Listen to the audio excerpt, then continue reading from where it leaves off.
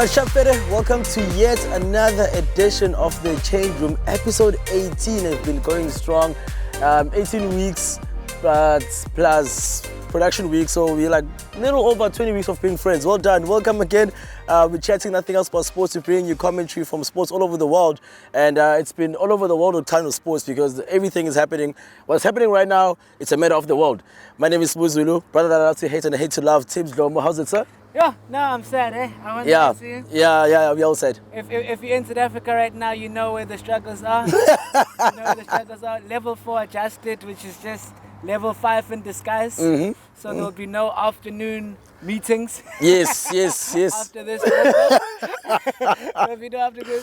But yeah, and it also affects the sport, you know. Like you know, the Curry Cup, like the Curry Cup is something that that has been on closure just because of the way that the country is at the moment. But now we have some plus sides. Yes. We have some plus sides because the British and Irish Lions versus South Africa is still going strong, guys. There you go. So then, the Springbok team was announced for our first warm-up game against Georgia.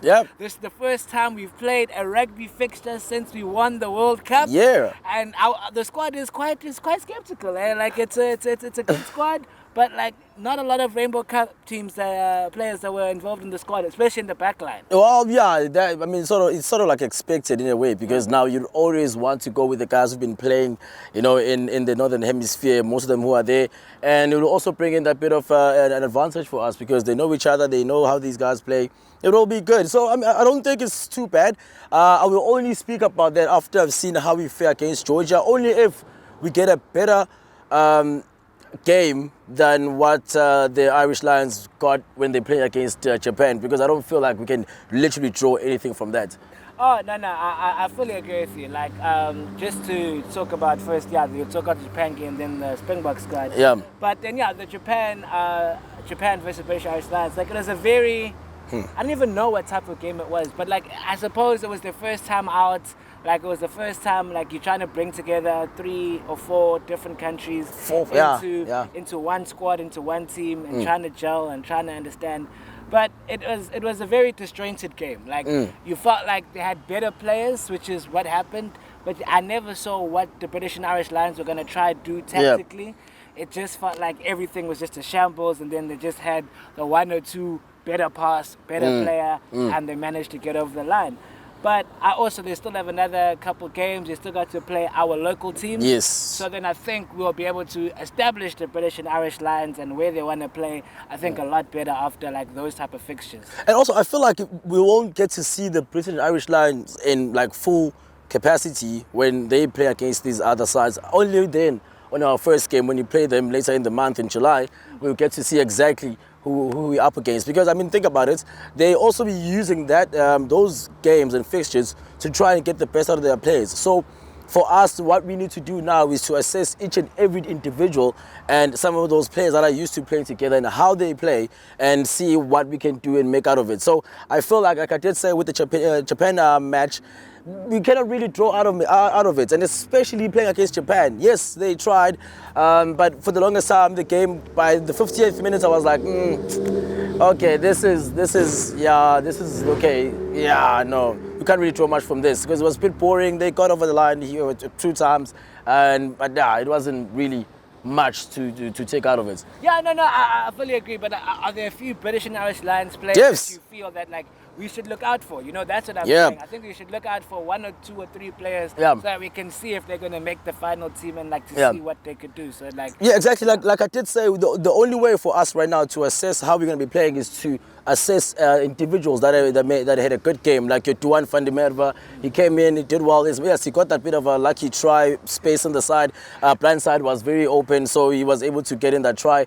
Your Josh Adams, I feel like he was doing everything fantastically well. He was attacking well, he was defending well, he was doing everything the back line is supposed to do on the day, as much as they were playing Japan, but he was on the money. And, just a player like Courtney Laws, he had to come in for the injured Ellen Wynne-Jones, the captain.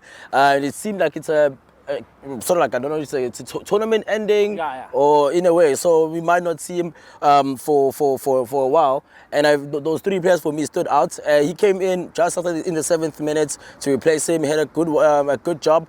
I saw some of the pundits rated him a 7 out of 10, some were 8. So it's around there. And for me personally, because I got to watch him exactly, and I feel like I could give him an 8. He did really well, having not started those 7 minutes that he didn't start in the game, but he got in and then really gelled in well, coming at lock, and he played really well because he's a hard hitter himself. So he really was able to lock everything. So I feel like those 3 players for the first game that the Irish Lions played, those are the players that I feel like with time goes, they will, be able to make a positive impact for the Irish Lions. Yeah, no, and I think because you mentioned the Alan Wynne-Jones injury, and I think that's something that we should give plaudits to, because Alan Wynne-Jones, this is going to be his 4th British and Irish Lions tour. He has over 120 caps for Wales. He's literally been this is I think his last time that he was going to play. Well, it's definitely. I mean, I don't know how. I mean, hey, keep going. Let's say as a player.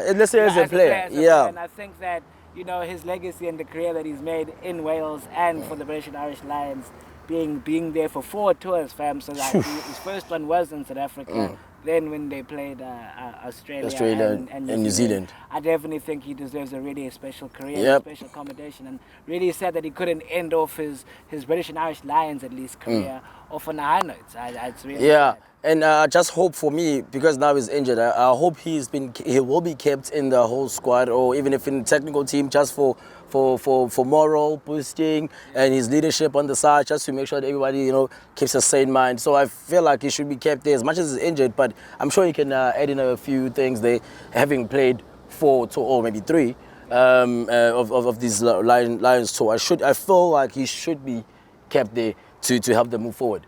I feel like. I want to be a bit of a bad person, but what is he going to do then in the squad? Does he have card tricks? What? How is he going to keep the morale? Look at it. Look at it. He was captain for the mere fact that he's played there. He has experience. He's played in the World Cup. He was part of that. That changing that Wales side that was exciting. I think with Sam Warburton as captain.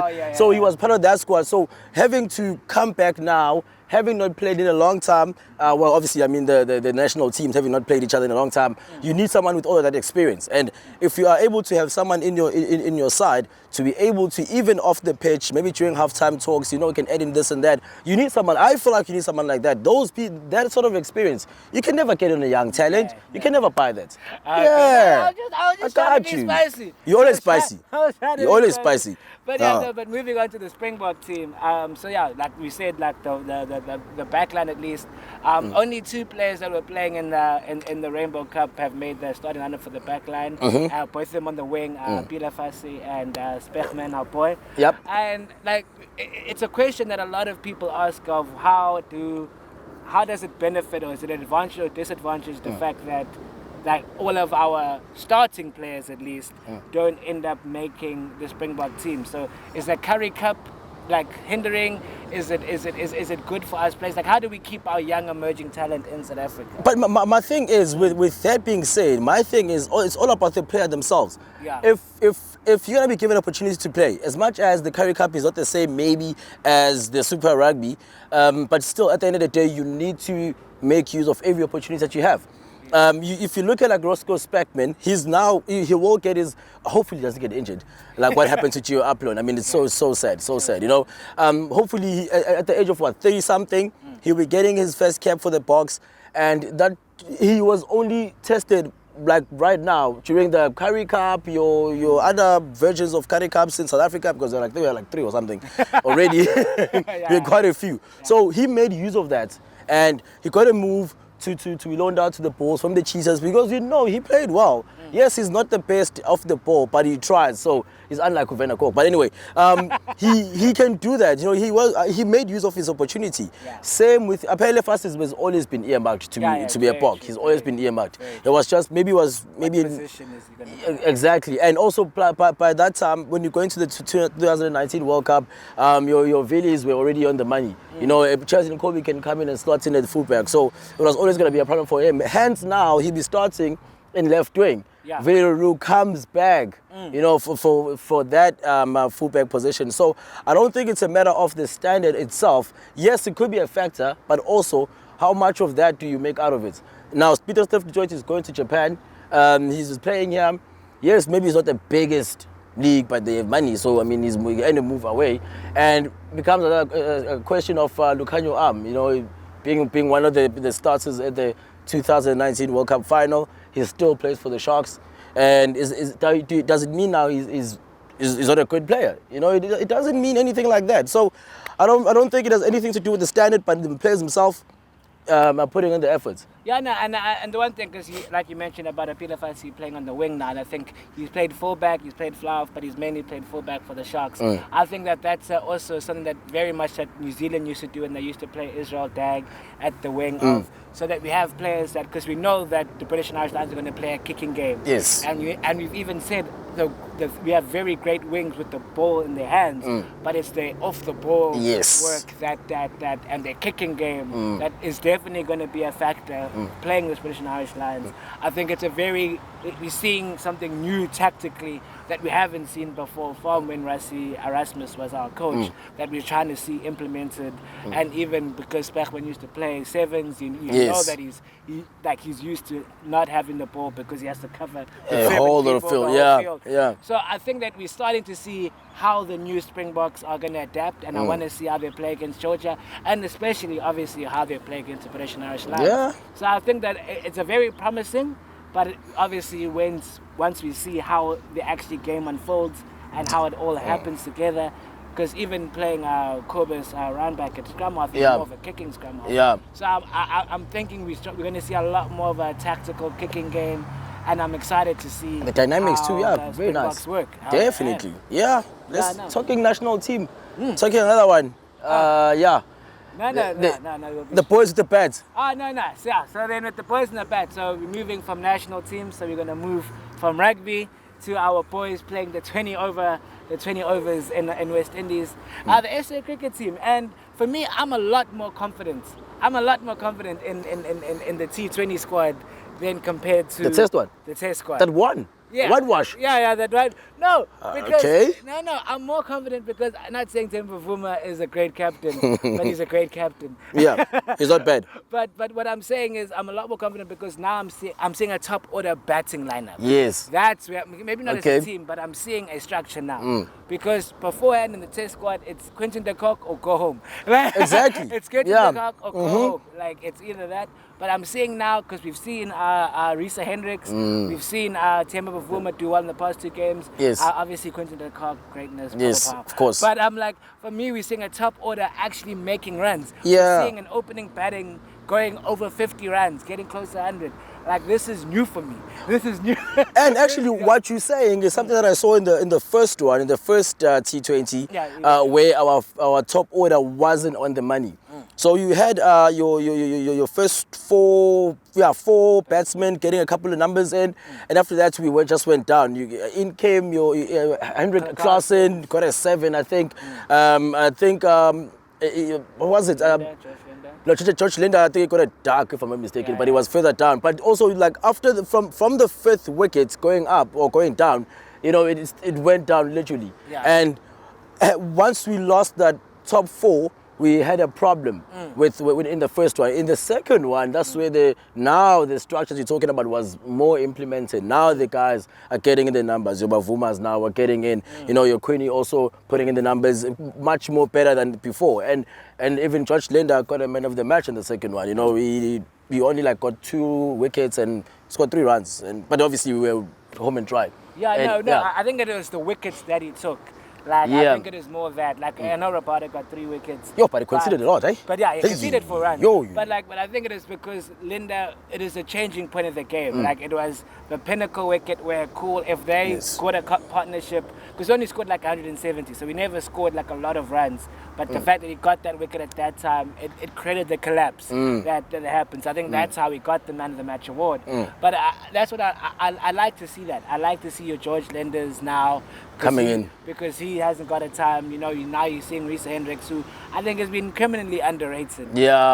For a while. Because I remember, I don't think he made the World Cup squad the one time, and I felt like it wasn't right, bro. And I'm like, even though Faf said he's open to play T20s, he wasn't selected. And I'm like, I'm starting to see now that we are starting, even in our test matches, with playing Kyle Varane and Keegan Peterson. Keegan Peterson, yeah. Like, although they haven't lit the world on fire yet. What I would like to see now is that they're giving them chances, bro. Yes. Because for the longest time, and I don't want to be mean, but for Ashwell Prince, who stayed in that team for like 11 to 12 years, making nothing.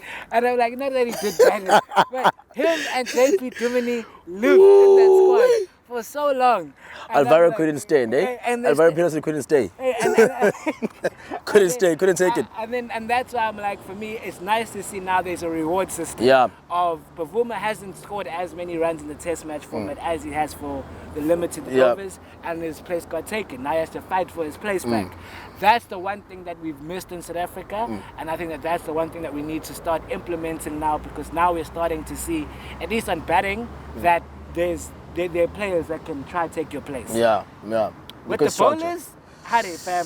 Yeah. 3 fast bowlers. We're good. And that's it. And that's it. That's it. Boo, boo, boo, boo. That's it. That's it. It's a Giri, Noke. That's it. That's it. All 3 formats. You not get into. You better get. That's it. Sometimes if you need a cash out, you can put him in or a shirt. Yeah, the combination is only there. We can you can always, but when it comes to those 3 fast bowlers, they have to be in. Burren, Hendricks and the boys have tried. But Burren, yeah. Speaking of Noke, right? I liked how he was talking about how he was working on his Yorker game, which is great, because now it has become pretty standardized at how, as with the seamers, you know how they're gonna go. If they'll probably bowl a slow one, or they just go full in.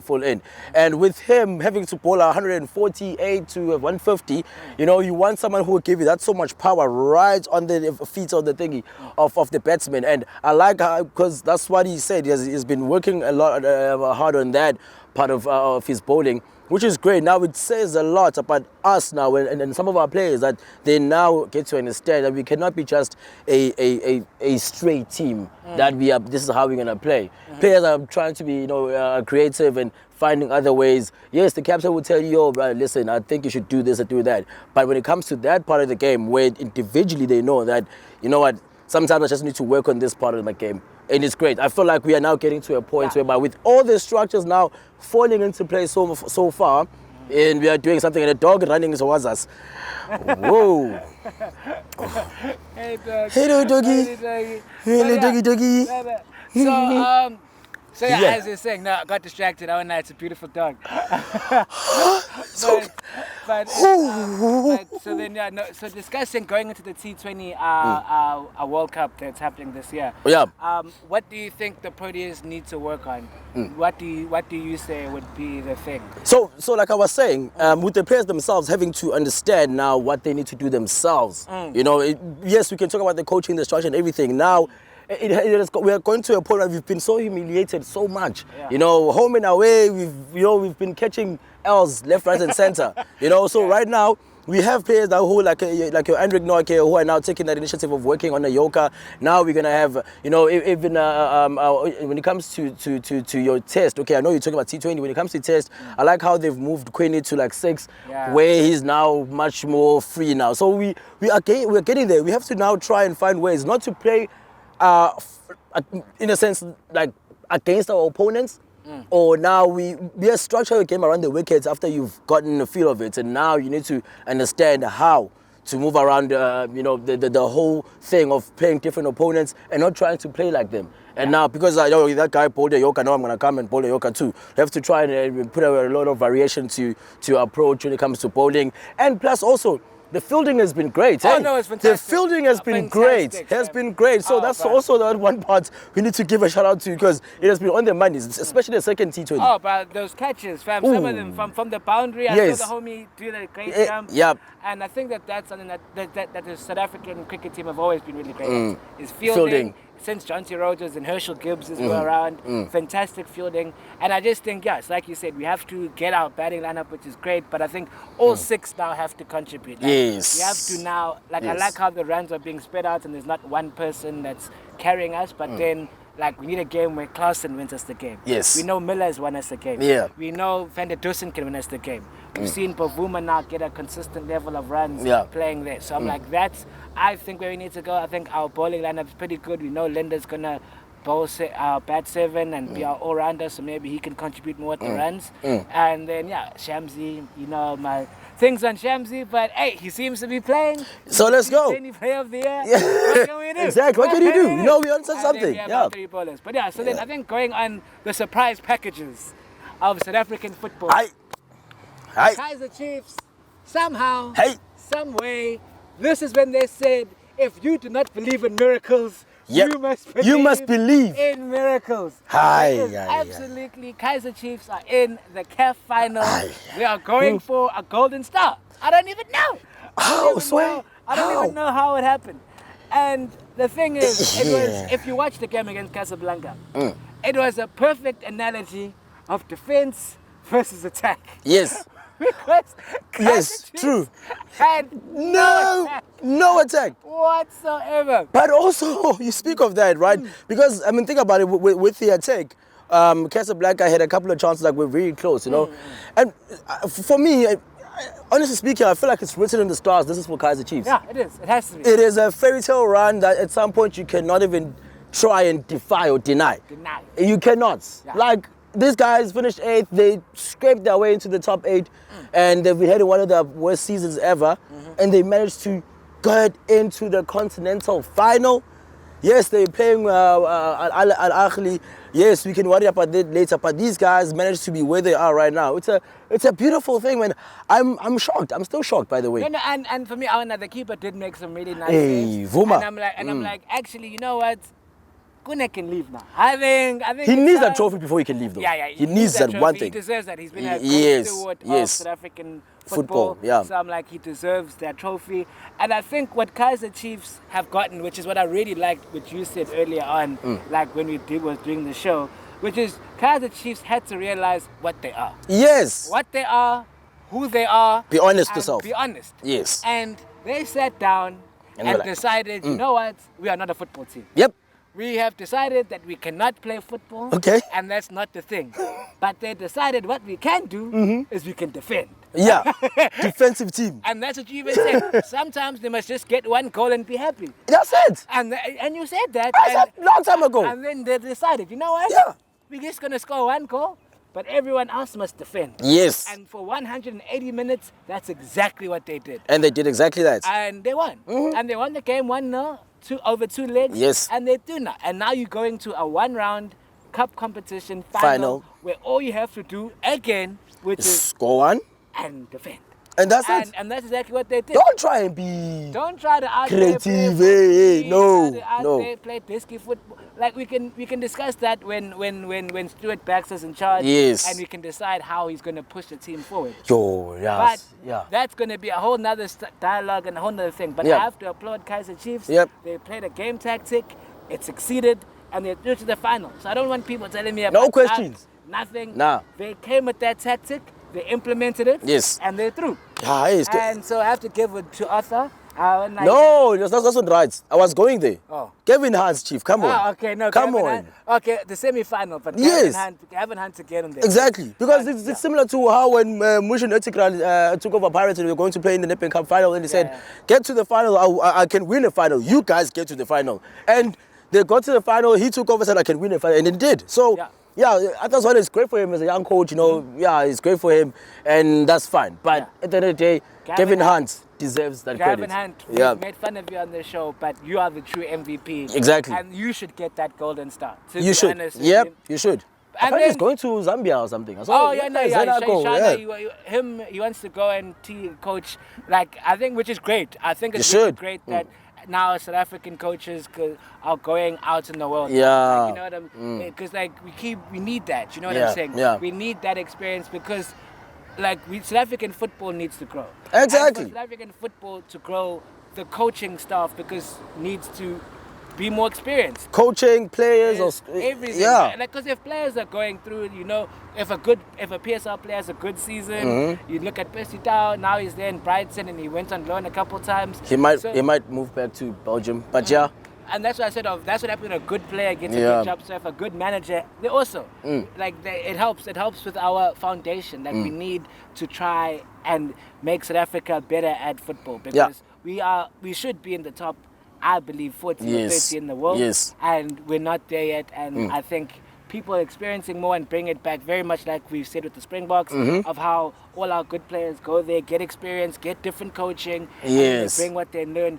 back to the national side. Yeah. I think that's a very important product, and that's what's going to make South Africa a better sporting nation in all fronts. Together we can make South Africa Together great. we can make more. But then we have to go across a different time zone to the Monday Madness. It was the Euro Championships. Yeah. In my life, because I read a statistic, you know I love stats. You forced to do, yeah? I love stats. So in the group phases of the tournament, there were 18 goals in 18? all the games. How? All the games. There were 18 From A to goals. F? Yeah. Or G, whatever it is. A to F. In the group stages, there were 18 goals. Because think about it. What team, what was their big scoreline? Think about it. 2-0 maybe? Exactly. Italy, I think Hungary maybe 1-3-0 in Ghana here. Oh, yeah. But then, I mean, not Hungary, No, Portugal, against Hungary. yes. But I'm like, there were 18 goals, the whole group stages. Ha. Just on Monday, there was 14, guys. 2 games, 14 goals. It was absolutely, it was great. For me, it was great because it was the first day that we were banned from not having alcohol. So for me, it was a fantastic, I'm still hurt, you can tell. You can tell I'm still hurt about it. You can tell I'm still hurt. But it was a great game to cleanse my palate because it was fantastic football. And I think we have to discuss how it's the year of the underdogs. And I think it was because it was Spain versus Croatia. And everyone thought that Spain was through. Everyone was like, hey, clean. Then Unai, Simone or Simon, I don't know how to say it. That's Simeone, Yeah, you see what Did that? Then he just completely messed up a complete back pass. Hey. And then Croatia believed. Yes. Croatia believed and they had it. Yep. They had it, and then Spain came back. And I think that's a catalyst of what the Spain team is now. Yeah. Which is they're not a one-man team. Yes. Like before, we had tiki-taka football, which they still play, but it was the David Villas, your Raul's, Xavi's, Casillas, Sergio Ramos at the back. Puyol. They were very wide. Like for me, Eric Garcia was starting at centre back, right? Yay! Hope he doesn't know what the field looks like in Man City.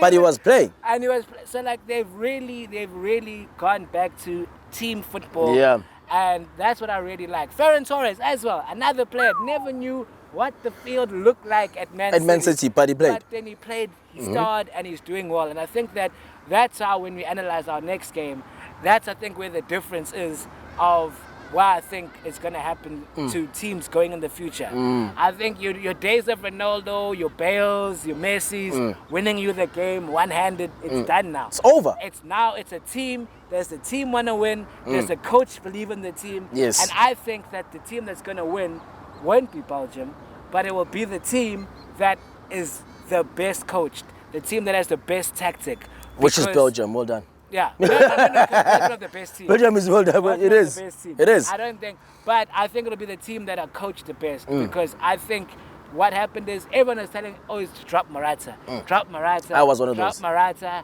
Then when you needed the goal to take you through, who came through with a goal that I never even knew you could score? Because I'm like, I've seen you miss easier chances. Easier chances than that. I've seen you miss easier, and that's why I said it's the team and the manager believing in the system that he's doing. Yeah. So for me, even though I was confused, well done to Spain, but it's a shock. But also, I'm not surprised with Spain at the end of the day because, I mean, having to look at the young players they have like 2 or 3 so-called wonder kids that are coming over, take over the world. Your Azabal, your Olmo, yes, exactly. So having to have some of those players at different positions too, it works well. Luis Enrique, having coached Barca, he's obviously sort of like infusing that Barcelona thing, and which has been done by Del Bosque. How they're playing, and it was literally like that game when it got to 3-3 at full time. At full time, it was anybody's game. Anyone's game. It's unlike the one where Italy went, because we all know Italy will play the most boring game, but take it all the way up until the final kick of the penalty. They'll be the winners though. And they managed to score 2 goals, and they considered for the first time in about 11, 12 games. after extra time, and for the Patriot guys, they lost their money because it's after 90 minutes. My friend. Oh, my friend did that. Oh, he was so sad. He put 100 rand. I'm so sorry. They were watching the game. And then you watch a mobile go for the bicycle kick. And he's like, bro, he put 100 rand on Italy to win. Wow. And then yeah. After I see it's gone. So yeah, it's great. And just speaking of teams like surprising us, France, Switzerland. I mean, they considered first, right? It was 1-0 to Switzerland. France came in, scored 3 goals, just 75 minutes. And around about 80th, everything just changed. Yeah. Seferovic and the other... Osevic or something. Yeah. On the left. On the left. Oh. Yee. Out here. 2 headers, all you need. He made Oz look scared, bruh. Like, Pavard on the right back looked like he was struggling, bruh. They were just killing him. And the thing, and this is the one thing that I will say about France, which I think if we get to Gareth Southgate that he mustn't do. Because for the first time, France played with a 3 at the back system. Yeah. And I don't know why, because I know Switzerland played a 3 at the back system. But for the first time, they'd always played 4 diamond, yeah, 4, yes, and then 2 up front. Then they decided to match up Switzerland, who played 3 at the back. And then all of a sudden, France in the first half looked absent, but they never knew what's going on, how to do it. And that's why I said, but don't Pep Guardiola yourself. Exactly. Don't outsmart yourself. Yes. Just trust in your players and do you. And also, like in a sense of having to play Rabiot at left wing back. Yeah. Rabiot is your central midfield. He used to play with your Verratti at PSG. Yeah. And you want him to be right there. Wow. I know they can play around, but sometimes it works, sometimes it won't work. Exactly. It didn't work. And that's why I said, but that's what they played. They played Rabiot, they played Pogba, they played Kante, they played Griezmann in a midfield. In the midfield vibe, yeah. Tree, as yes. they call it. Yeah. Why are you changing? Like, I don't understand. Made no sense. So for me, I don't blame the France squad. Because to be honest, those players tried, bruh. Pogba played one of the best games I've seen him play. Wow. Wow. Griezmann was okay. People trying to make fun of Mbappe, but Mbappe, he did. Like, I think always need to realize what Mbappe is. He's a 23-year-old talent. Exactly. He's not Cristiano Ronaldo. As yet. He's not there yet. Like, when he's 26, 27, then you guys can then maybe. But he's just and he did his thing. He drew the line. You see both of the goals he set up. Yes. They were him, bruh. Yes. His touches. He never played a bad game, but he's not Cristiano. Even for PSG, he's not Cristiano Ronaldo. Exactly. He's Neymar. There's Icardi. Mario Icardi, yes. Draxler and everything, yeah. Like, he's just a very good player in a very good team. Yes. That's what he is. Yes. People mustn't expect him to be Ronaldo and be a superhero. And besides that, I mean, even Ronaldo missed the penalty. Like, he's been called Penaldo. Penaldo. Yeah. And like, for a Penaldo to miss a penalty, it's unjust. Yeah. Same way as your Mbappe, how he missed the chance on the side. Anyone can miss. Yeah, no. So in fact, that chance, anyone can miss. Morata would score. Yeah. Exactly. That's how it is. That's exactly what it is. So people shouldn't be too critical on the boy, man. Yeah. He won the World Cup as a teenager, right? Yeah. He's going in the final. Exactly. What else do you want? So then that's what I said. But it wasn't about. For me, I blame the coaching system. How do you take off Griezmann before extra time? Okay.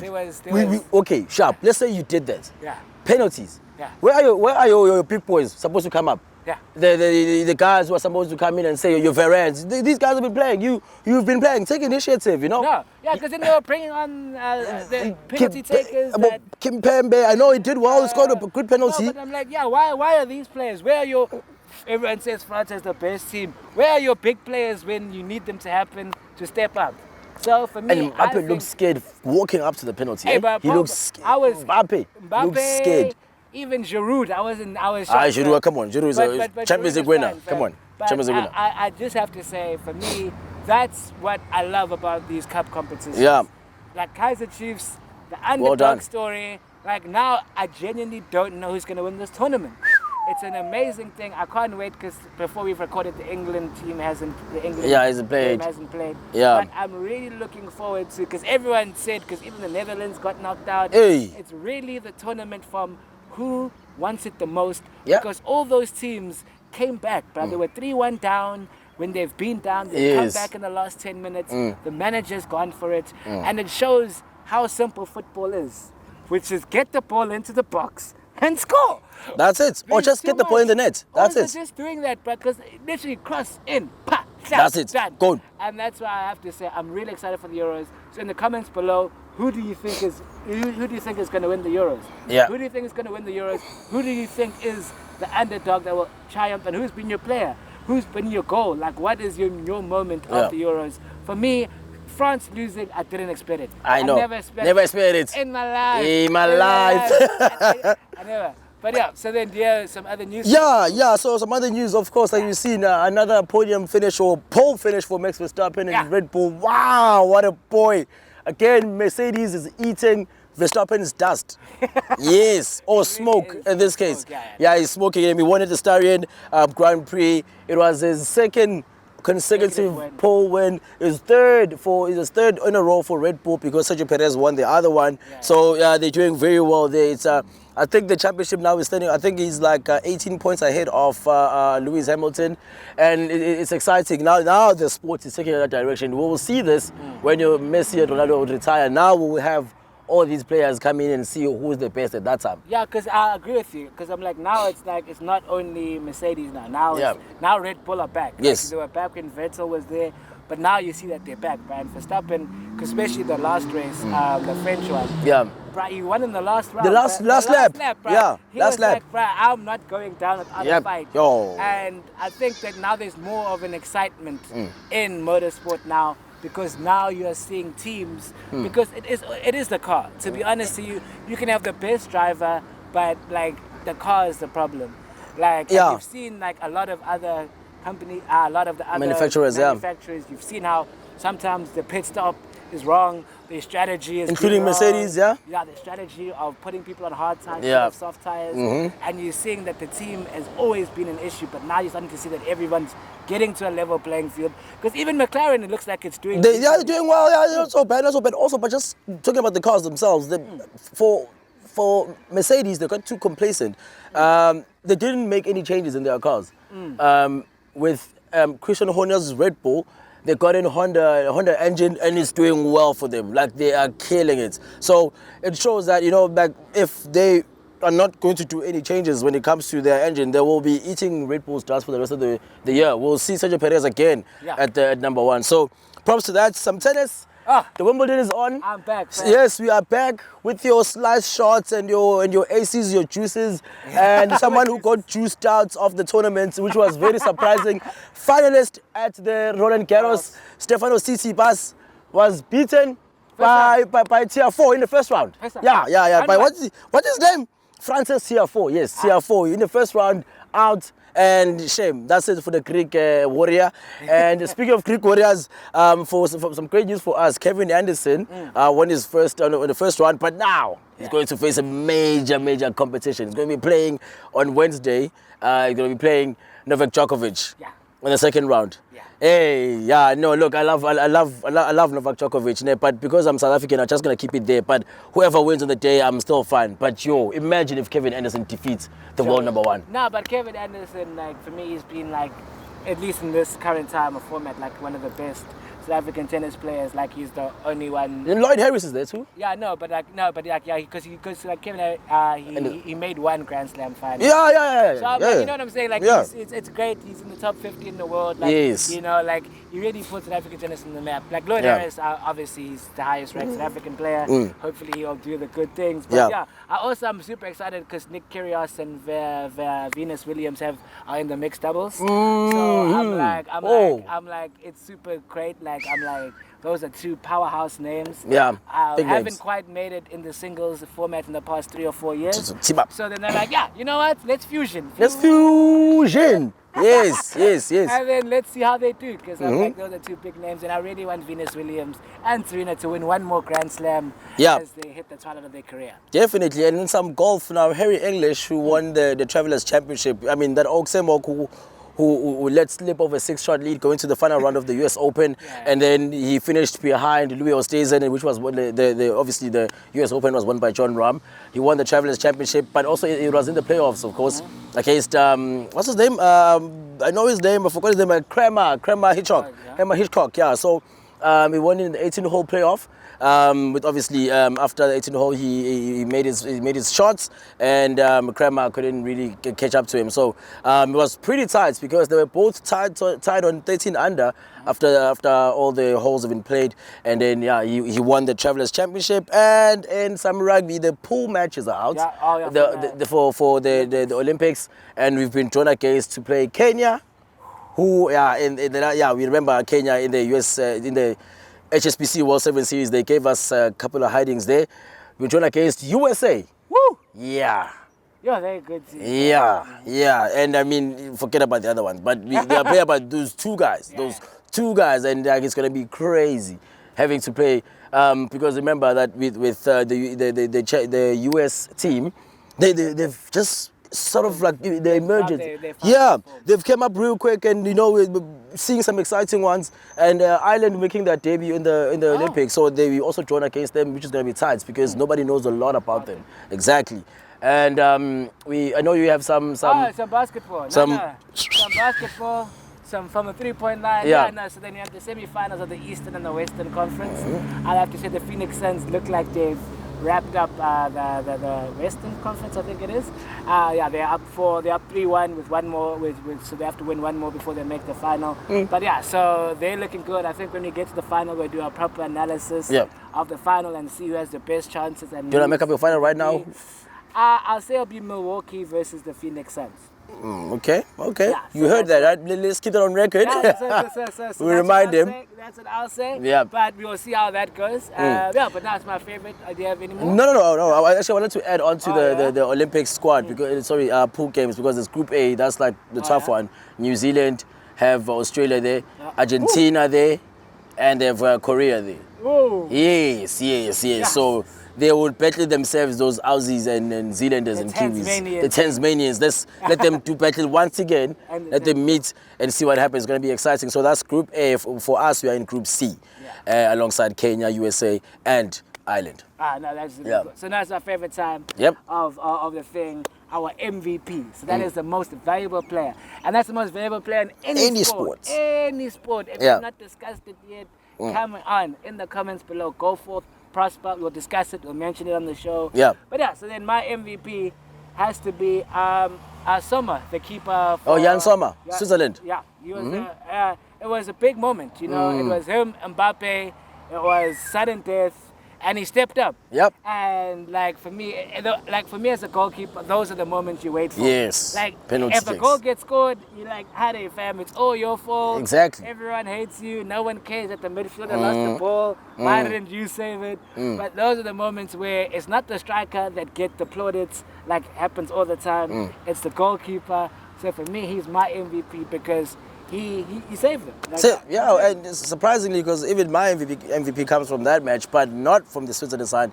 Paul Pogba, without a doubt, he played some of the most expensive passes you can ever find. Those champagne passes. Those champagne passes at a club there. Well, we don't know about clubs now, but and also that beautiful goal he scored.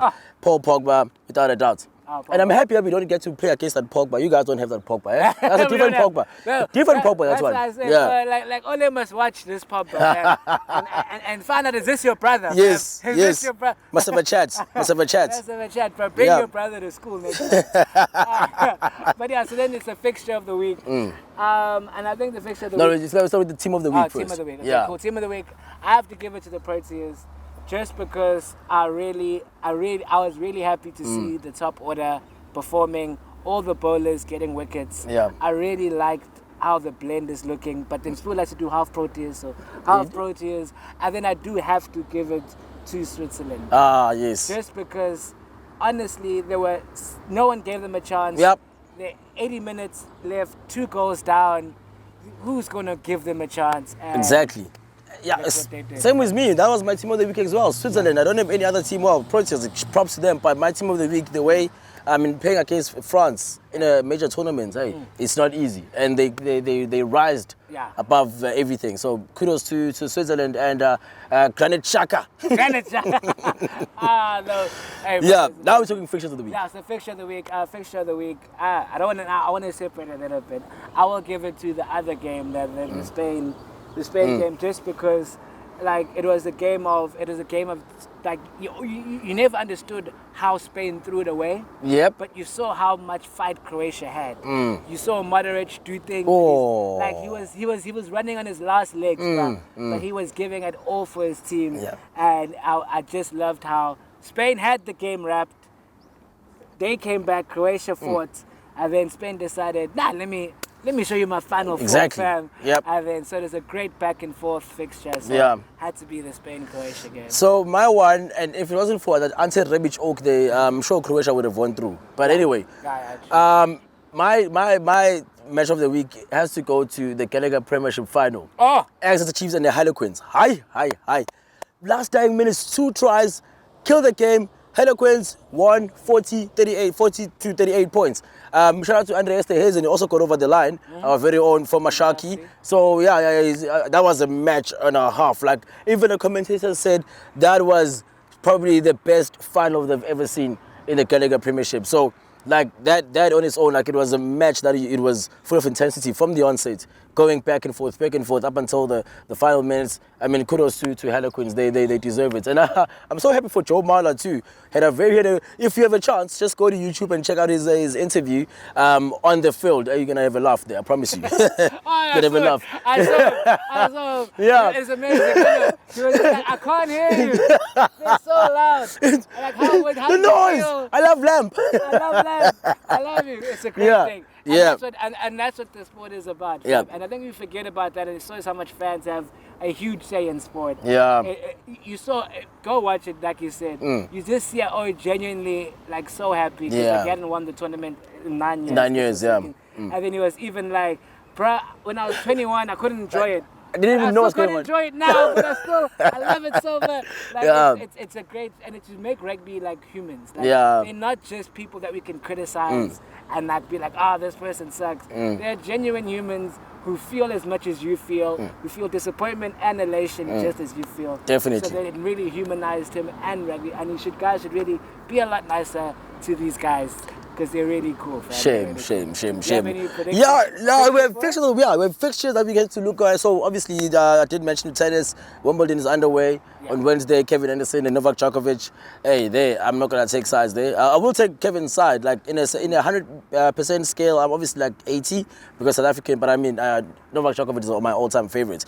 And we have that. So this time around, we're going to Austrian. We're still there in Austria. The Grand Prix is still happening. Well, Euros also, the quarterfinals on Friday, gets underway. Switzerland takes Spain. The repeat of that match in the opening match in the group match in the 2010 World Cup. Yeah, and Switzerland won that match, by the way. So 1-0. Yeah, 1-0. So we don't be surprised if they do that again. We have Belgium taking on Italy also. Woo! That's going to be a massive one. I think the winner of the tournament comes from that game. Possibly, because obviously... I think it's going to be Italy. Yeah, and also on Saturday... Oh, wow, okay. Hey. Already blowing your drum there, boy. Yeah, fam. It's oui, fam. Oui. No. You're gonna be charged. Giugiano. I don't know how to do Italian. Then on Saturday, Czech versus Denmark is a battle of the underdogs. That match is at 6. Then later on, the other quarterfinal we have, it's the winner of the England and Germany game versus the winner of the Sweden and Ukraine game. And so we haven't watched those games. So, but that's what you should expect in the coming weekend. And like we did say, the British Irish Lions tour gets underway. But firstly, we're playing Georgia on Saturday. The squad is out. You talked about Apele Fasi playing left wing, Respect Men and Rights, Ru, Kwacha, Siakolisi, and all those players there. And we have front row 2 Sharks players there. Bonambi, remember? Bonambi, remember? So we have that match. It's happening on Saturday. So that's like your whole full week of sports in consecutive days. That's massive. Guys. Yeah. If you guys really enjoyed like anything that you guys remember, you guys can follow us on Instagram, you're on Facebook at the Changeroom ZA. We're on all streaming platforms. Like if you don't like seeing our faces, listen to our voices. Yeah. We're on all streaming platforms. Thank you guys for listening. Yep. My name is Tibs. And I'm Sbu. And we are the Changeroom. Goodbye.